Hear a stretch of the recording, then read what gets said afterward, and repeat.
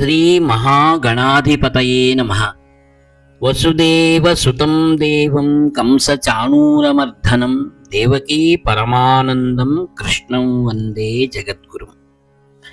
భగవద్గీత అధ్యాయక్రమముగా గీతాపారాయణ ఫలితము, పంచదశాధ్యాయ ఫలితము, సర్వపాప నివృత్తి, ఉత్తమ మోక్షగతి సంప్రాప్తి. పూర్వము గౌడదేశమున నరసింహుడు అను మహారాజు రాజ్యమేలుచుండెను. అతనికి సరసభేరుడు అను సేనాపతి ఒకడు కలడు. కొంతకాలమునకు ఆ సేనాధిపతికి రాజును చంపి తానే రాజ్యమును పాలింపవలని దుర్బుద్ధి ఉదయించెను. కానీ తన అభీష్టం నెరవేరకనే అతడు విషూచిక వ్యాధిగ్రస్తుడై మరణించెను.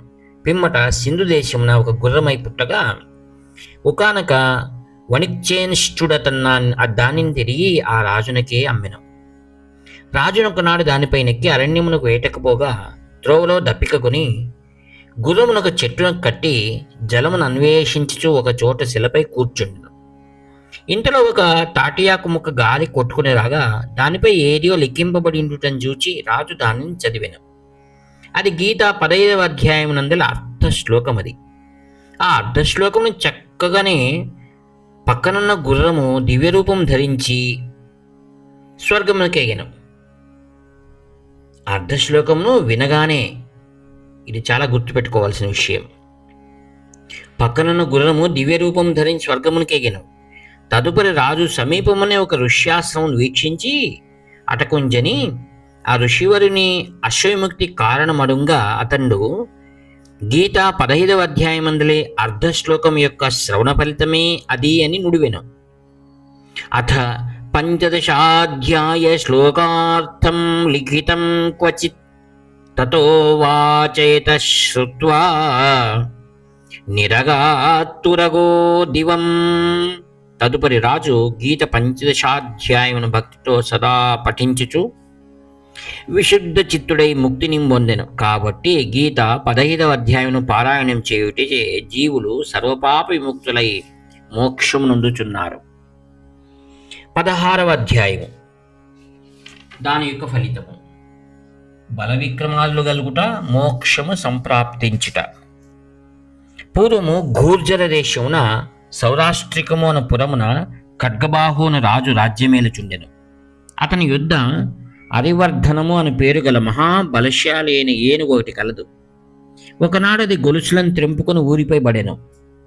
దానిచే పురుజనులెల్లరినూ భయవిహ్వలురైరి. మావటివాడు గాని రాజు కాని ఎంత ప్రయత్నించినను అది లోబడలేదు. ఇంతలో సరసుడను ఒక బ్రాహ్మణుడు స్నానమాచరించి కొన్ని గీతాశ్లోకములను పఠించుచు ఆ దారిన బోవుచు జనులు నిషేధించునను వినక ధైర్యంతో ఆ మదగజమును సమీపించి దాని శరీరం నిమురసాగెను. అంతటా రాజు ఆశ్చర్యచకితుడై ఆ విపుని సమీపించి అట్టి అలౌకిక శక్తి కారణమరి అతడి ఇట్లు వచించెను. ఓ రాజా, నేను ప్రతిదినము గీత 16వ అధ్యాయములలో కొన్ని శ్లోకములను పఠించును. దానివల్ల నాకు ఈ సిద్ధులు కలిగినవి. గీతాయా షోడశోధ్యాయం శ్లోకాన్ కతిపయానహం జపామి ప్రత్యహం భూప తేనైతా సర్వసిద్ధయః. ఆ వాక్యములు విని రాజు బ్రాహ్మణుని తన ప్రాసాదమును కొనిపోయి గౌరవించి అతని వలనే గీత 16వ అధ్యాయం ఉపదేశం ఉంది.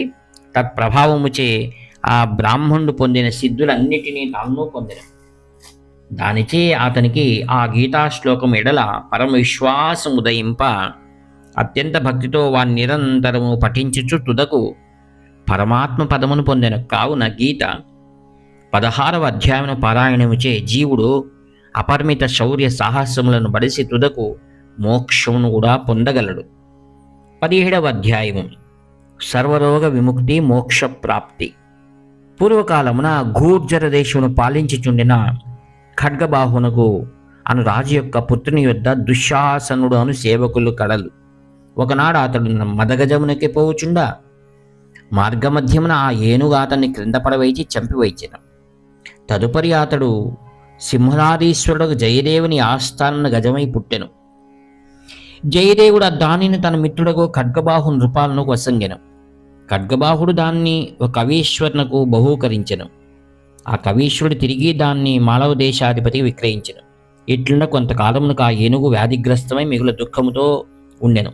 రోగోపశమనమునకై రాజు పెక్కు వైద్యములను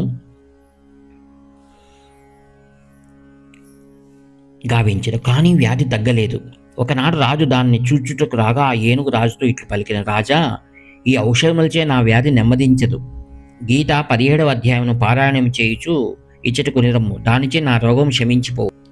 గీతా 17వ జాపకం ద్విజమానయ తేనాయం మామకో రోగః శామ్యమత్యత్ర సంశయః.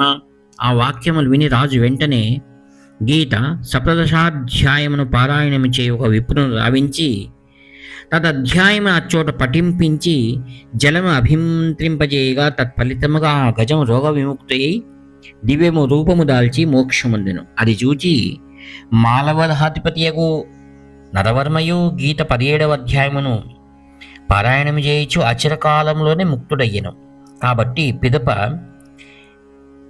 17వ అధ్యాయం పఠనం చే మహావ్యాధులను ఉపశమించి జీవునకు ముక్తి లభించున్నది. గీత 17వ అధ్యాయము సర్వరోగ విముక్తి మోక్షప్రాప్తి. ఇప్పుడు 18వ అధ్యాయము అష్టాదశాధ్యాయ ఫలితం సర్వపుణ్యఫలము మోక్షరూప సద్గతి.